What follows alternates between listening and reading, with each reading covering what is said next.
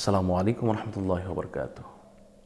চাল পরা, আয়না পরা, রুটি পরা, বাটি চালান, সরিষা পরা, ডিম পরা, জুতা পরা, এছাড়াও আরও যত পরা আছে, সমস্ত পরা থেকে বাঁচার উপায়।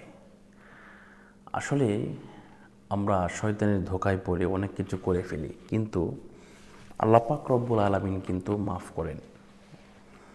কিন্তু কবিরাজরা যে কাজ করে তারা হচ্ছে কুফরি কালাম করে। আপনি যদি তদবির না করান, আপনি যদি নিয়মিত তওবা না করেন, আল্লাহর কাছে ক্ষমা না চান, তদবির না করেন, তদবির কীভাবে করবেন সেটা আমি পরবর্তীতে বলে দিচ্ছি। তো প্রথম কথা হচ্ছে আপনাকে অবশ্যই তদবির করতে হবে। আর তদবিরটা কি? তদবিরটা হচ্ছে আমি পরে বলে দিচ্ছি। প্রথমত আপনাকে তওবা করতে হবে যে এমন কাজ আর করা যাবে না। দেখেন, চাল পরা, আয়না পরা, রুটি পরা, বাটি চালান, সরিষা পরা, যত ধরনের পরা আছে এগুলো কিন্তু কুফরি কালাম, বুঝছেন? এই কুফরি কালাম থেকে বাঁচার জন্য প্রথমে আপনাকে তওবা করতে হবে যে আস্তাগফিরুল্লাহ রাব্বি মিন কুল্লি যামবি ওয়া আতুবু ইলাইহি লা হাওলা ওয়ালা কুওয়াতা ইল্লা বিল্লাহিল আলিয়্যিল আযীম। আপনি তওবা করবেন।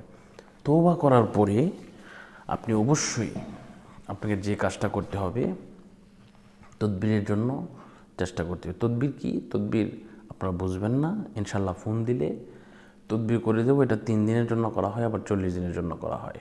আপনি অবশ্যই আমাকে এই নাম্বারে ফোন দিবেন, 016-430-63744, ইমো অথবা হোয়াটসঅ্যাপে বা সরাসরি।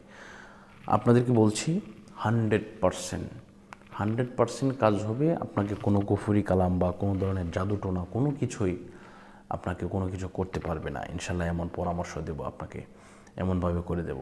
তো বিষয়টা হচ্ছে, আমরা পাপ করলে কিন্তু আল্লাহ পাক ক্ষমা করেন, বা আপনি যদি এটা ফেরত দিয়ে দেন আপনি অবশ্যই ক্ষমা প্রার্থী হবেন।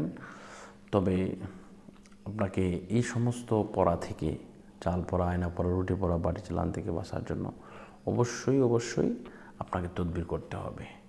এখন অনেকেই বলতে পারেন যে হুজুর, চাল পড়া, বায়না পড়া, রুটি পড়া, বাটি চালান এগুলো খেলে কী হয়?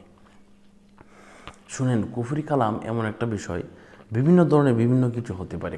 কারো আপনার কি বলে এটা, মানে চলে আসে, এই সে কথা বলতে পারে না, তার গলা দিয়ে নাক দিয়ে রক্ত বের হয়।